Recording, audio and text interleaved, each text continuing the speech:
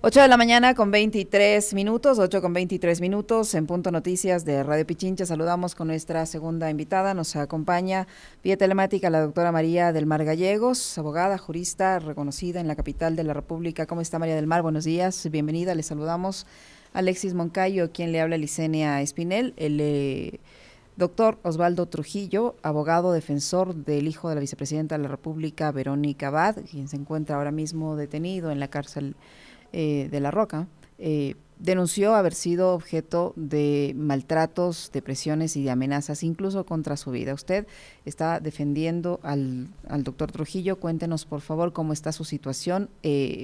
¿Pudo mejorar en algo esta denuncia? ¿Fue atendida por las autoridades? Buenos días, bienvenida. ¿Cómo está, Licenia? Buenos días, Alexis, también que nos compartimos esta mañana con ustedes y a todos los que nos escuchan.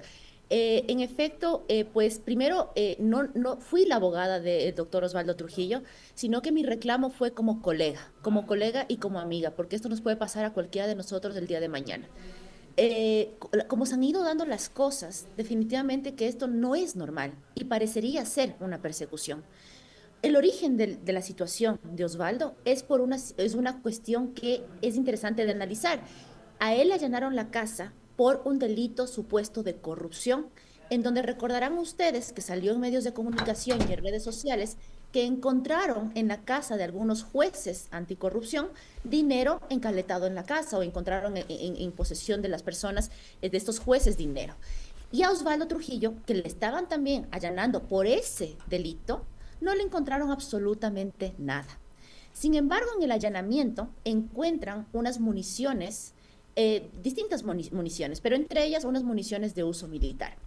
Para los que conocemos a Osvaldo, pues él se dedicaba al tiro deportivo. Es una persona que hace, y era público además, que él se dedicaba a este deporte, ¿no? Eh, Cuando encuentran estas municiones, a él lo llevan entonces a flagrancia, no por el delito original por el cual habían entrado a la casa, sino porque encontraron estas municiones que tendría que justificar, porque el porte y la tenencia no están permitidos, pero si tú justificas el por qué tienes esas armas o esas municiones, en este caso municiones, pues no habría delito pues, si está justificado. Sin embargo, a él lo llevan el 16 de enero de este año, lo llevan a flagrancia. Y así pues inicia su proceso, que yo lo he dicho que es un calvario lo que está pasando, Osvaldo. Inician su proceso, le ponen prisión preventiva, que es una medida cautelar exagerada para lo que es el delito, para lo que es el delito además porque Osvaldo tiene suficientes arraigos, es un abogado, tiene clientes, tiene familia, tiene bienes. Es decir, no era una persona que iba a huir o que no tenía los suficientes arraigos para permanecer en el país a comparecer a un posible juicio y además para poder defenderse. Porque si él presenta los justificativos necesarios para esas municiones o por qué tenía esas municiones, pues el problema se habrá acabado. Pero miren ustedes, que le ponen prisión preventiva, le llevan a la cárcel de aquí, de la cárcel número 4, que me parece que es en todo caso proporcional por su situación, ¿no? Él es abogado.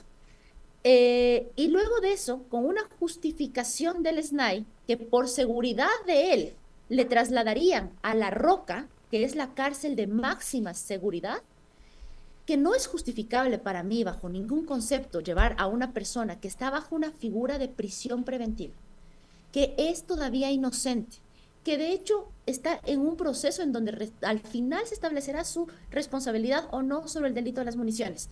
Le llevan a una cárcel de máxima seguridad, que cuando fue construida esta cárcel era para los delitos, para los delincuentes más peligrosos y para los delitos más gravosos, ¿sí? Pero lo llevan allá, supuestamente, repito, por su seguridad.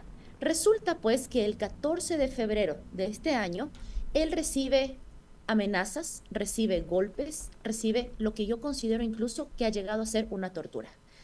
Él primero le manifiestan y le agreden psicológicamente, le dicen que él tienen la consigna, unas personas encapuchadas y con uniforme militar, no podríamos decir necesariamente que son los militares, pueden ser cualquier persona, por eso decimos encapuchados con uniforme militar, le amenazan y dicen, tú eres el abogado del hijo de la vicepresidenta. Entonces nosotros tenemos la consigna de hacerte pasar un mal rato. Y es así pues que le empiezan a gritar, le sacan al patio y le ponen gas lacrimógena en los ojos No contentos con esto, pues después de eso le rompen papel higiénico que en su cara, botan los jabones en el servicio higiénico y esto, como sabemos, en las cárceles es escaso, ¿no? Entonces, Ujú. en esa situación en donde tienes escasos recursos para tener estas cosas que son mínimas de aseo, más los golpes, más el tema verbal, luego le ponen una sábana sobre su cabeza y le empiezan a golpear con puñetes y con patadas. Doctora, Todo esto perdón. unido, Doctora, todo perdón esto unido. que le interrumpa, Sí, perdón que le claro que sí, interrumpa, mil Alex. disculpas. No, sí, por Primero, favor, buenos no. días, un saludo cordial Buenos para usted. días. Eh, Igual. Quienes se acercan y le dicen, antes de agredirle y someterle a todo este tipo de humillaciones que usted ha relatado, ¿son policías, militares, guías penitenciarios? O sea, porque me da la impresión de que van con una consigna cuando le dicen, tú eres el abogado de Verónica Abad. Así es. De lo dicho por Osvaldo, valga decir que yo no he tenido todavía contacto con Osvaldo Ujú. justamente por la situación en la que está. La comunicación con él es extremadamente difícil. De hecho, hoy día va a ser el primer día que yo hablo con él a las 10 de la mañana que tengo el habeas corpus en el que, como les digo, como colega me he sumado a su Ujú. defensa de este habeas corpus y recién voy a hablar con él. Él se ha comunicado con su esposa y Ujú. además de eso también realizó una carta a mano en donde Ujú. explicaba esto. Entonces, para contestar su pregunta, él lo que manifiesta es que son personas que venían encapuchadas, es decir, no se les veía el rostro, Ujú. pero que venían con un uniforme militar.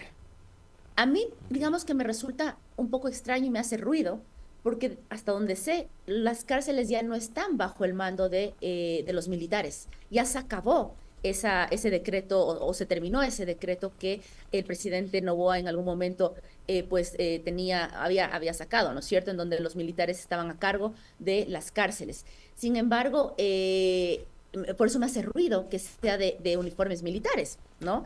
Que si en caso de que así sea, de que en realidad son militares, es aún peor, porque los militares ya no están a cargo de las cárceles, están los guías penitenciarios, Ujú. quienes son los encargados de la seguridad. Pero lo grave es que vayan con la consigna y que le mencionen lo que le mencionan cuando todos sabemos, digamos, quién está detrás de todos los casos que se llevan en contra de Verónica Abad, ¿no? Hay un interés político directamente de parte del presidente Noboa.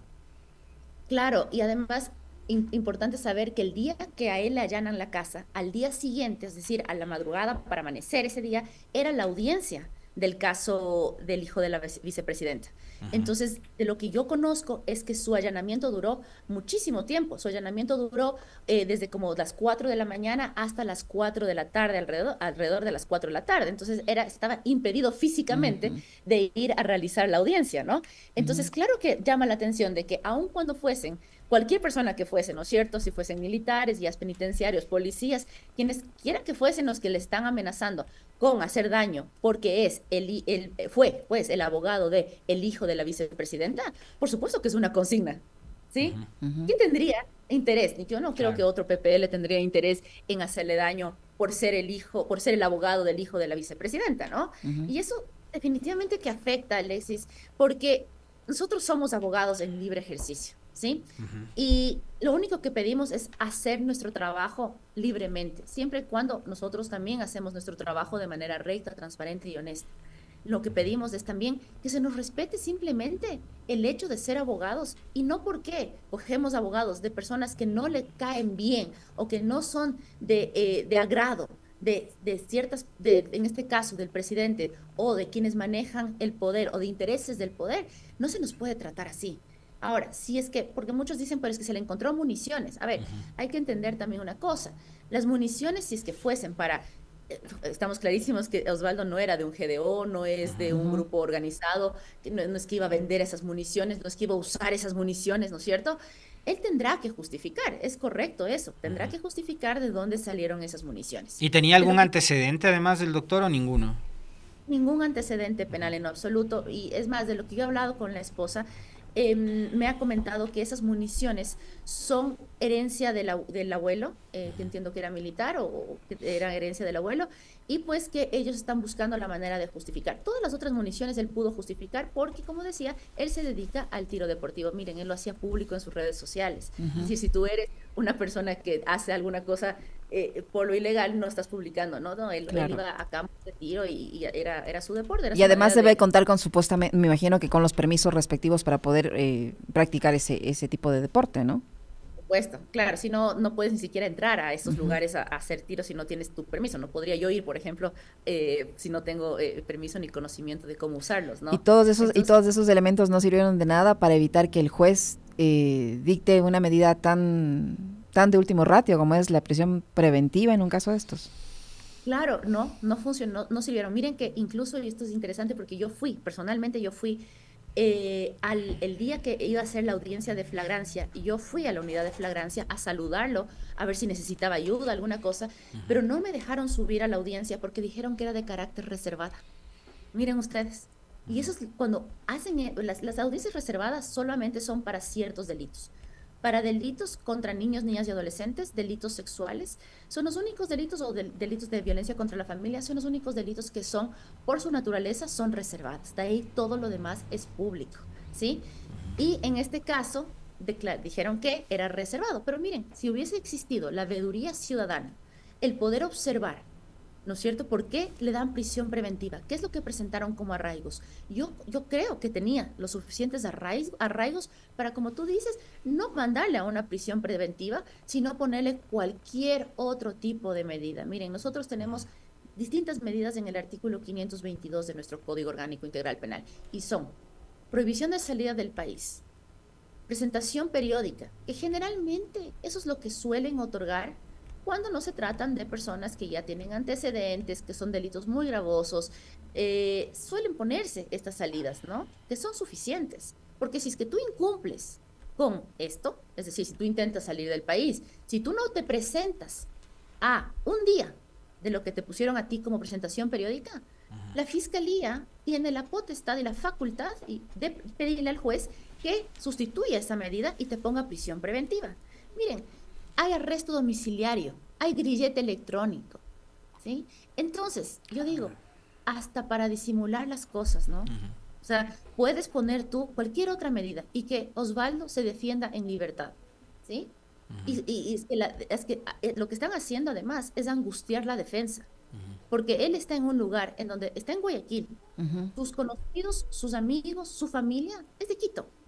Por ahí ya tenemos un tema que es inhumano. Luego los tratos que está recibiendo adentro. Luego que para hacer la defensa, ya estar privado en un centro de privación como es La Roca, ya es difícil, ¿sí? Miren, ya les digo, yo que voy a hacer la audiencia el día de hoy de habeas corpus a las 10 de la mañana, no he tenido contacto con él, porque no es fácil.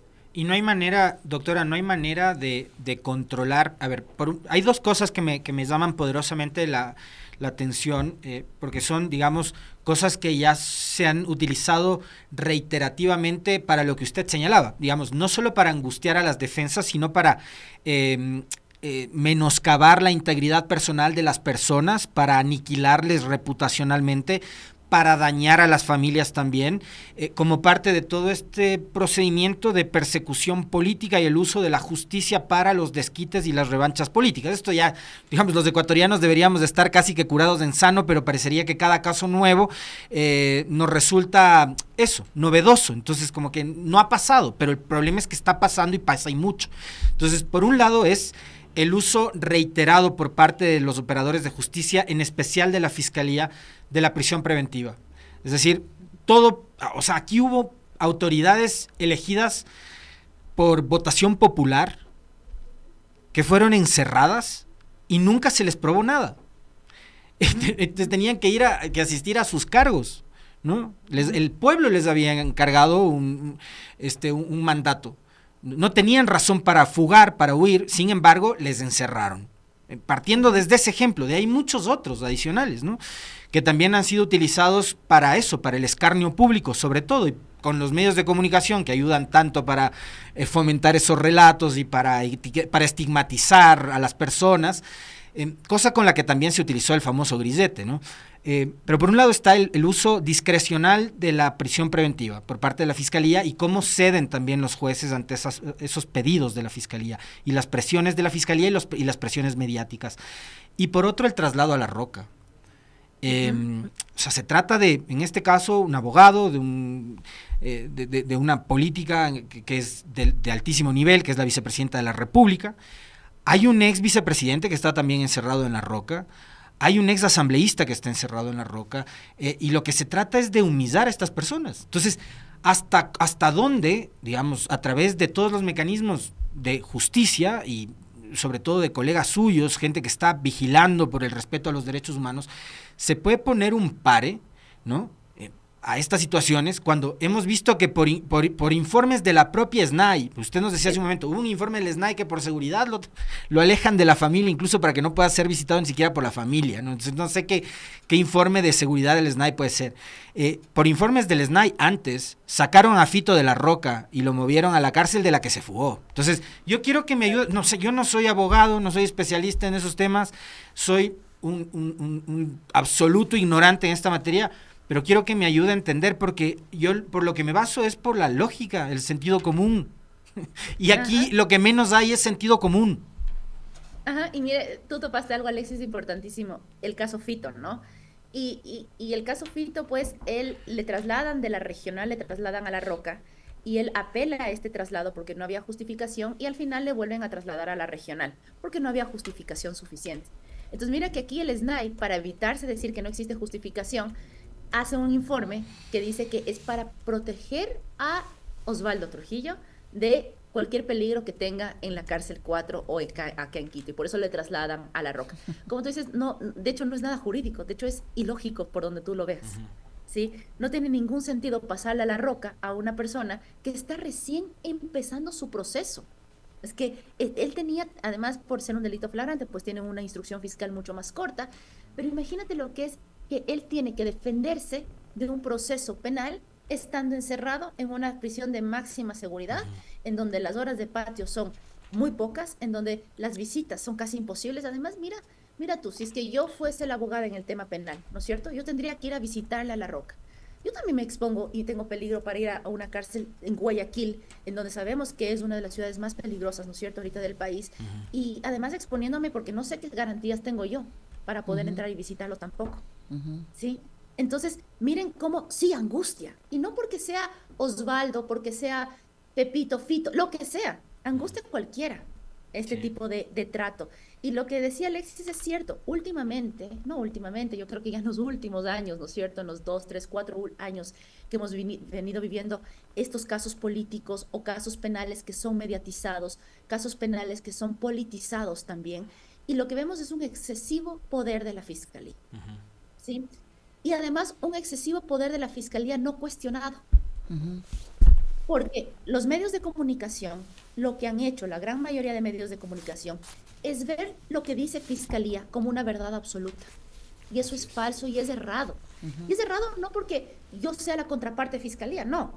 Es errado porque la ley lo dice. Como sujeto procesal, uno de los sujetos procesales es la Fiscalía y las defensas y la acusación particular. Entonces, ¿por qué yo tengo que creer como verdad absoluta lo que dice Fiscalía si es que es una de las partes procesales dentro del juego? Es uno de los del equipo dentro de la cancha. Entonces, ¿por qué le tengo que creer como verdad absoluta lo que dice Fiscalía? Entonces, Fiscalía lo que ha venido haciendo últimamente, utilizando muchísimo las redes sociales, es posesionar narrativas para etiquetar a las personas antes de tener una sentencia. ¿Sí? Porque la sentencia es lo único procesalmente que va a decirte tú eres culpable o no. Y una sentencia ejecutoriada. Tengo una sentencia de primera instancia, tengo, si no estoy de acuerdo con eso, apelación, dependiendo hasta tengo un recurso de doble conforme, llego a casación, y si luego de eso yo tengo una sentencia ejecutoriada, pues decimos, ok, tengo una sentencia ejecutoriada y sí, soy culpable. Pero mientras tanto no. Pero mientras tanto, año, 2 años que puede durar un proceso penal, ¿no es cierto? Ya me etiquetaron de culpable, y entonces eso tiene una carga tan fuerte en el imaginario social que la ciudadanía dice, es culpable, y eso a su vez tiene una carga muy fuerte para el juzgador, que dice, ¿cómo yo juzgo cuando ya la gente, cómo yo puedo ser independiente cuando ya tengo toda una sociedad que dice que es culpable y aparte a poderes del Estado que dicen que es culpable? Entonces es bastante difícil luchar contra esa narrativa que cala en el imaginario social tan fuerte que llega a ser plasmado en las sentencias de los jueces, lamentablemente. Entonces, miren, cuando uno pregunta cuál es la situación de Osvaldo Trujillo, todos dicen, es que tenía municiones. Sí, pero todavía estamos por descubrir por qué tenía esas municiones. Quien tiene la carga de la prueba es Fiscalía, quien acusa. Y en este caso, pues sí, hay una inversión de la carga porque Osvaldo tiene que decir por qué tenía estas municiones, por supuesto. ¿Sí? Pero el allanamiento fue motivado ¿por qué? O sea, ¿cuál era la razón de la investigación? O la Fiscalía, al igual que Rafael Cuesta, que también tiene la bola de cristal, sabía que tenía municiones en su casa el doctor Trujillo. Claro, el allanamiento se daba por el caso, si no me equivoco, es el caso, uno de los casos, creo que es Pantalla, pero el nombre Pantalla, no estoy muy Pantalla. Pantalla, sí, pero no estoy muy segura. Pero el caso es, el fondo del caso es por... Caso Fachada, perdón, caso Fachada. Fachada, exacto, Fachada. Se habría dado el caso porque habría corrupción entre clientes que estaba llevando el doctor Osvaldo Trujillo, otro abogado y unos jueces anticorrupción, ¿sí? Que es interesante. Eso es interesante. Además fueron puestos porque estaban capacitados por la embajada estadounidense, pues tenían toda una capacitación mucho más rigurosa. Ellos son los únicos que tienen, por ejemplo, guardaespaldas, tienen un piso especial en el complejo judicial, tienes guardaespaldas en la audiencia. Se entiende que son jueces, además que solo son en Quito. ¿Por qué se les trajo a Quito? Porque se dice pues, porque incluso unos colegas guayaquileños pusieron una acción de inconstitucionalidad diciendo que era inconstitucional que solo existan estos jueces acá en Quito y no en otras provincias, porque se vuelve al centralismo, ¿no? Y en verdad, en efecto, solo hay estos jueces aquí en Quito. Bueno, se esperaba muchísimo de estos jueces y bueno, muchos de ellos son buenos, los conozco, son capacitados, pero pues resulta que habían ciertos jueces que al parecer, porque miren esto, al parecer siguen en proceso también, ¿sí? Pero al parecer pues estarían involucrados en temas de corrupción. Entonces ingresan a la casa motivado el allanamiento por este proceso, que estaba en investigación. De lo que ha salido en redes, a algunos de estos jueces sí se les encuentra una cantidad, una suma fuerte de dinero en sus casas, en sus domicilios o en su trabajo. Y a Osvaldo también lo allanan por este motivo, pero no encuentran absolutamente nada relacionado con ese proceso. No encontraron cheques, no encontraron dinero, no encontraron, yo qué sé, sentencias elaboradas, flash memories con proyectos de sentencia. No encontraron nada que le relacione con ese delito. Doctora, si el doctor Trujillo no hubiese sido abogado defensor del hijo de la vicepresidenta Verónica Abad, ¿cree usted que hubiera ocurrido todo este allanamiento tan largo, por cierto, no todo el día del allanamiento, no el doctor Trujillo estaría en la cárcel La Roca? ¿Hubieran actuado como han actuado en este caso? Yo definitivamente creo que, vamos a decir que el allanamiento hubiese durado, porque suelen durar bastante, vamos a decir que sí, que encontraron municiones y que los policías con bastante diligencia, pues encontraron otra cuestión y llevaron a flagrancia. Hasta ahí vamos a decir que sí. Pero el poner la prisión preventiva por este delito, no. Yo creo que ahí sí hay una carga bastante fuerte.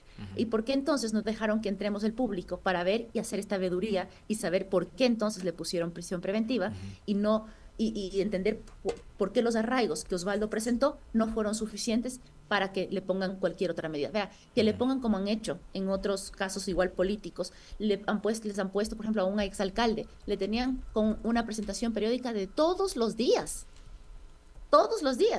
Entonces, eso también, si es que querían poner eso, que para que sea fuerte suficientemente, era que le pongan entonces la presentación periódica todos los días. Y si es que Osvaldo fallaba a una de estas presentaciones, entonces había la potestad de cambiarle a una prisión preventiva, ¿sí? Entonces, yo sí creo que ahí sí, Lezenia, hay una carga fuertísima de que haya pasado esto por ser abogado de el hijo de Verónica Abad. Me recuerda, este caso de la Fiscalía, me recuerda mucho a un caso que ocurrió en pandemia, ¿no? Y que además fue espectacularizado por canales de televisión, cuando entraron a la casa de Bucaram, por el tema de las pruebas de COVID, y terminándole porque encontraron unas antigüedades, ¿no? Tráfico de bienes patrimoniales, más o menos. Doctora, aprovechando que está con nosotros usted y que maneja varios casos además que son de actualidad, usted hace algunos días firmó junto a otros colegas, entre ellos el doctor Héctor Vanegas, el doctor Diego Chimbo, Pablo Guzmán, Guillermo Alvarado y Víctor Espinosa, una carta que titula Defensa de procesados del caso Purga. Y este caso tiene que ver mucho con algo que ya lo mencionábamos antes, que está relacionado con el manejo, si se quiere, algo opaco o muy opaco por parte de Fiscalía. Porque en este caso la sentencia da 13 años de prisión para Pablo Muentes, exasambleísta, para la expresidenta de la Corte Provincial del Guayas, Fabiola Gallardo, y para un juez de apellido Marfetán. Pero ¿qué pasa? Que este caso surge del testimonio de alguien que también era procesada en el caso Metástasis, pero que está a escasos 8 días nada más y nada menos que de salir en libertad, que es la señora Mayra Salazar, que es esta chica que manejaba a su antojo la justicia en Guayaquil, que manejaba otro tipo de cosas adicionales que no me voy a meter a hablar, pero que siendo ella la investigada y estando relacionada con narcotraficantes, resulta que se inventan un caso y termina siendo ella la beneficiaria después del famoso testimonio que da, ¿no? Entonces, cuéntenos un poco también sobre lo que ha sido este proceso del caso Purga y lo que ustedes han tenido que enfrentarse para llegar a este momento. Claro, el caso Purga nace del testimonio anticipado de Mayra Salazar dentro del caso Metástasis, ¿no? Nace también pues de su cooperación eficaz en el caso Metástasis. Ella mencionó como parte de su colaboración que había ciertos manejos dentro de la Corte Provincial del Guayas en donde supuestamente Pablo Muentes buscaba ser favorecido en ciertas causas y pues daba ciertos datos, ¿no? Sin embargo, ese testimonio durante la audiencia de juicio fue totalmente desvirtuado, ¿no? Aparte de que existen ciertas cuestiones que generan incredibilidad sobre su testimonio. Por ejemplo, que el abogado Toledo, que es el abogado de Mayra Salazar, junto con su socio, el doctor Fierro, que es abogado del Banco del Pacífico, parece que estaban poniéndose de acuerdo, no parece, sino que de hecho hay audios en donde Toledo le reclama a Fierro, le dice, ¿por qué el banco todavía no me paga? ¿No? Entonces, ¿cómo es que crees en un testimonio que él mismo dice, Toledo, yo soy bueno para contar historias? Y de su ex esposa, una jueza, no, se me va el nombre en este momento, va como testigo a la audiencia y dice, sí, Toledo cuando salió de la cárcel visitando a Mayra Salazar, dijo, no tiene nada para cooperar. Entonces, después se filtra este audio en donde le dice, yo soy bueno para contar historias. Toledo le dice a Fierro, que es abogado del Banco del Pacífico. ¿Y por qué el Banco del Pacífico? Porque el Banco del Pacífico es acusador particular en esta causa. Es decir, él sería la víctima dentro de esta causa. Entonces, eso ya le quita credibilidad al testimonio de Mayra Salazar por donde uno lo vea, ¿no? Pero bueno, dentro de la audiencia de juicio, como si eso no fuera poco, dentro de la audiencia de juicio, se fue desvirtuando cada una de las cosas que decía Mayra Salazar. Por ejemplo, supuestamente habían visitas en ciertos días específicos a la casa de Pablo Muentes, desvirtuado totalmente con los mismos peritos de fiscalía, ¿sí? No existe ingresos dentro de la urbanización donde vive Pablo Muentes. Por ejemplo, en el caso de Fabiola Gallardo, se había dicho que Daniel Salcedo se habría reunido con Fabiola Gallardo en la casa de Fabiola Gallardo. Nosotros presentamos, y lo reconoció el perito dentro de la audiencia de juicio, reconoció que en la casa de Fabiola Gallardo no existe un solo ingreso de ni Daniel Salcedo, ni de Mayra Salazar, ni de ninguno de los procesados, ¿sí? Entonces, este testimonio de Mayra Salazar definitivamente que fue desvirtuado dentro de la audiencia de juicio. Pero hay algo más importante aún, que lo dijo la jueza Camacho en la audiencia de su sentencia, de hecho. Dijo, llama la atención que Fiscalía no haya investigado y procesado a Mayra Salazar dentro del caso Purga. Porque si es que, y de hecho, como se sentenció, ¿no es cierto? Entonces, significa que por el momento existe materialidad, es decir, existe delito. Pero Mayra Salazar confiesa que ella entonces fue parte de estos presuntos actos. Ella también debería estar procesada en este caso, ¿sí? Y no se le procesó. Y yo no me había dado cuenta, Alexis, que ya en 8 días sale. No me había dado cuenta. Sí, 14 claro, de marzo está libre. 14 de marzo ya está libre. Y mira que es un absurdo total. Porque la cooperación eficaz, para que los que nos están escuchando entiendan qué es la cooperación eficaz, es una figura jurídica que lo que permite es reducir tu pena a un porcentaje que puede quedar en un 10% o en un 20% de la totalidad de la pena, ¿sí? ¿Esto por qué? Si solamente y siempre y cuando tú des información sobre quienes están cometiendo el delito y el modus operandi del delito, ¿sí? Y en este caso, Mayra Salazar, estando en metástasis, da información de otro caso y la cooperación entonces fue para reducirle la pena en el caso metástasis, pero también para dejarle en impunidad de otro presunto caso que es el caso Purga, ¿sí? Y la jueza Camacho dijo, me llama la atención, nos llama al tribunal la atención que Mayra Salazar no esté procesada en este caso. La cooperación eficaz no puede ser entendida como una figura para la impunidad, ¿sí? No puede ser entendida así.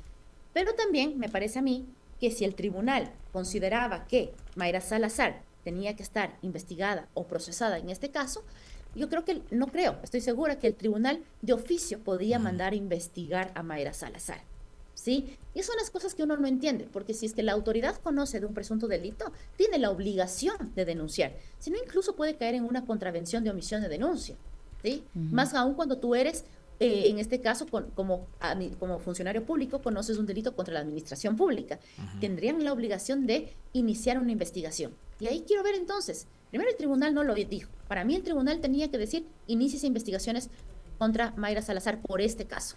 Y ahora entonces veamos cómo Fiscalía actúa, pero sabemos que no va a hacer nada porque es su cooperadora. Fue su arma para poder crear otros juicios a partir de eso. Juicios además que son politizados también, ¿no? Porque en este caso, miren, el presidente sacó, después de que nosotros terminamos la audiencia el día lunes, había sacado un comunicado diciendo que él está luchando contra este estado de narcopolítica y que uno de estos ejemplos de lucha contra el estado de narcopolítica es la sentencia del caso Purga, ¿sí? Y eso a mí me rompe la cabeza pensar de que el Poder Ejecutivo puede decir, lo logramos, cuando tú tienes el Poder Judicial. Que en teoría son independientes. Y además de eso, eso le quita legitimidad a la sentencia de la doctora Camacho, Córdoba y Aguirre. Porque hasta el día lunes, pues yo quería creer que era una sentencia totalmente en derecho, independiente, ¿no es cierto?, que los jueces analizaron. Pero cuando sacan un comunicado, el Poder Ejecutivo, diciendo, estamos contentos con esta sentencia porque estamos luchando contra el narcoestado, dices, ¿por qué el presidente tiene que estar involucrado en temas del Poder Judicial? Y luego, que no tiene nada que ver este caso con narcotráfico, pero en lo absoluto, ¿sí? Y ahí dices, ahí viene el desconocimiento, en cambio, del presidente de la República. Entonces, ¿en qué momento este caso habla de 1 gramo de droga? Nada, o de alguna sustancia estupefaciente psicotrópica prohibida por la ley. En lo absoluto, no tiene nada que ver. Y por eso es que nosotros sacamos este comunicado en rechazo, porque también se nos está estigmatizando a nuestros defendidos, pero también se nos está estigmatizando a nosotros como abogados. Claro. Siguen siendo inocentes y segundo, no es un caso de narcotráfico, en lo absoluto. Lo único que podría inferir que había algo de temas de GDO, alguna cosa, era el tema fito, ¿sí? Y la sentencia, ¿qué es el tema fito? Pues Mayra Salazar, miren ustedes, Mayra Salazar decía que Fabiola Gallardo tenía la intención de ayudar a Fito a que sea trasladado a la regional, ¿sí? Lo cual es falso porque se demostró en audiencia que existe que existe el proyecto de borrador de sentencia de la autora Fabiola Gallardo, en donde lo que hacían era, al contrario, negar el traslado y más bien darle la razón al SNAI. Eso era la sentencia que tenía Fabiola Gallardo, lista para poder hacerlo público y notificar a las partes. Ahora, Pero, ¿usted cree, doctora, que el escenario electoral en el cual se desarrolla este proceso y digamos por los días en los que se da la sentencia también, termina influyendo en aquello? O sea, ¿fue utilizado también electoral y políticamente? sí, y claro, solo termino con otro. Es que el tema Fito, de hecho, la doctora Camacho en sentencia dijo, ese evento no fue demostrado, así que ni siquiera nos vamos a pronunciar sobre esto porque ahí no hay delito. Es decir, Fiscalía creó un delito en donde, a raíz de lo que decía Mayra Salazar, y la Jueza Camacho, en conjunto con los otros dos jueces, dijeron, ay, no hay nada de delito. Lo que hacían, la información que intercambiaban de Fito, era para subir a redes sociales de corte provincial, oficiales, dar las noticias. Imagínense ustedes, 3 de los casos que dijo Mayra Salazar, el tribunal dijo, no son delito, no son verdaderos. Caso Fito, caso Tierras y caso cambios administrativos. ¿Sí? Entonces, ayudaste a una cooperadora y le dejaste impune, cuando no todo lo que ella dijo fue verdad. Luego, entonces, respondiendo, Alexis, a lo que decías tú, sí, en efecto, mira, sale el 3 de marzo. Ahí, bueno, también había el tema de que podía caducar la prisión preventiva. Entonces sacaron el 3 de marzo, porque ellos fueron detenidos el 4 de marzo. Entonces tenían que sacar esta sentencia antes de que había una discusión de que se había presentado una recusación y entonces por eso se podía extender el tiempo de caducidad de la prisión preventiva, pero yo creo que los jueces ahí, para curarse en sano, dijeron saquemos la sentencia el 3 de marzo. Pero claro, esto, y esa además es la sensación de los procesados, ¿sí? Es que esta sentencia va a ser un trofeo para el gobierno para decir, estamos haciendo algo contra la criminalidad. Cuando sigues teniendo muertes, cuando enero sigue siendo uno de los meses más violentos de la historia del Ecuador. Pero sacas de estos trofeos diciendo, estoy luchando contra la criminalidad, pero pagan justos por pecadores. Doctora Gallego, usted mencionó algo que a mí me genera o me llama la atención y me genera mucha curiosidad, porque se dice, se inventaron delitos. Y en base al invento de delitos, hay personas que han tenido que transitar durante todo lo que ha durado este proceso, que han visto manchados su apellido, su imagen profesional, su imagen personal, posiblemente y seguramente, no solo posiblemente, seguramente sus familias y ellos mismos han tenido que atravesar momentos muy duros en el ámbito económico, en el ámbito psicológico, sentimental, patrimonial, y han resultado ser inocentes. ¿Qué pasa con todo ese tiempo desgastado e empeñado en todo este proceso? Con inventos de delitos. Inventos. Uno de los delitos que se inventaron fue el delito de, que la fiscalía lo llama evento Tierras, ¿no? En este caso, el evento Tierras, se había dicho que una jueza había favorecido a un primo de Pablo Muentes por ser el hecho de ser el primo de Pablo Muentes. Bueno, se demostró que todo eso era mentira. ¿Sí? Y eso sí procesalmente, ¿no? Porque yo incluso no soy defensa de ellos, pero se demostró porque la sentencia lo dice así, ¿sí? Y ese caso, dice la jueza, no tiene ninguna relación. Eso no, ni siquiera voy a entrar a analizar más allá de la responsabilidad, porque no existe un hecho delictuoso. Y en ese caso en específico de Tierras, ¿sí? Tenemos una persona que es el señor Fausto Alarcón, primo de Pablo Muentes, que pasó 364 días privado de libertad. Y es que ahora que lo digo hasta se me pone la piel de gallina, porque no puedo creer que eso suceda, que se utilice así la prisión preventiva. Casi un año privado de libertad. Es una persona mayor, de edad avanzada, con problemas de salud, que incluso está perdiendo su memoria, que está perdiendo, está con demencia, empezando a tener demencia senil, y él pasó casi un año injustamente privado de libertad. Y miren, como que si eso fuera poco, una de las jueces que estaba involucrada en este caso Tierras, ¿no es cierto?, que también fue procesada y que al final se le acaba de ratificar su estado de inocencia. Ella tuvo un embarazo, por eso no le pusieron prisión preventiva, perdió el bebé a raíz del estrés de este proceso, y durante los días de audiencia, su padre, ya igual de edad avanzada, entró en un estado de salud muy malo. Ella pidió permiso al tribunal para poder ir a verlo, porque le iban a llevar a Estados Unidos a ver si le podían ayudar a hacer alguna intervención médica. El tribunal le dio permiso, y en el lapso de estos días, el papá muere, fallece. Qué terrible. El abogado le pide a la fiscalía, le comenta la situación. Fiscalía dice, ¿será cierto que se murió? Ponen en tela de duda la muerte de un papá, ¿sí? El abogado solicita al tribunal que le dé los días para que esté en el velorio, para que pueda estar en el entierro. El tribunal le da un solo día para que ella pueda estar en el entierro del papá. Esto fue el día domingo que nos dieron libre por este caso. Y el día lunes ella tenía que estar sentada en la audiencia de juicio, ¿sí? Y resulta que es inocente. Yo simplemente no entiendo eso, esas cosas inhumanas, la falta de empatía, Y además vamos a lo técnico, ¿no? Al final fue ratificado el estado de inocencia de estas dos personas, bueno, de una persona más, pero estas dos personas tenían esta situación especial, el uno privado de libertad y el otro pues en esta situación familiar. Y miren, voy a traer a colación lo de Osvaldo. Al final puede ser una sentencia, y estoy segura que será una sentencia ratificatoria de inocencia. ¿Quién le devuelve al señor Alarcón los casi un año que estuvo ahí privado de libertad, con todo lo que uno sufre adentro? ¿Sí? Además, su estado de salud y además lo que decían ustedes, su nombre y su reputación. Así es. Y por otro lado, tengo acá a Osvaldo, que también está sufriendo psicológicamente y físicamente.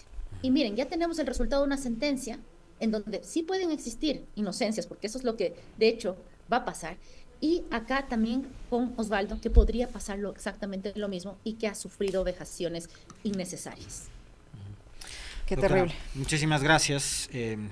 Claro, Gusto. el diálogo con usted nos sirve para darnos cuenta de que finalmente, digamos, la justicia que tenemos no es Justicia. justicia, en efecto, ¿no? O sea, y está lejos de ser lo que alguna gente ha construido, ¿no? Que acá hay una fiscalía que es técnica, que es objetiva, y la verdad es que estamos muy lejos de tener una justicia que sea por lo menos imparcial en lo absoluto, y que acá se han construido casos desde el punto de vista político para afectar lo que decíamos hace un momento, ¿no? Y que usted lo ha ratificado además, el tema de la reputación, de la hoja de vida de ciertas personas, y se han ido incluso más allá de los propios objetivos políticos a terceras personas como las que usted ha mencionado. Me deja realmente loco, espeluznado con lo que acabamos de oír.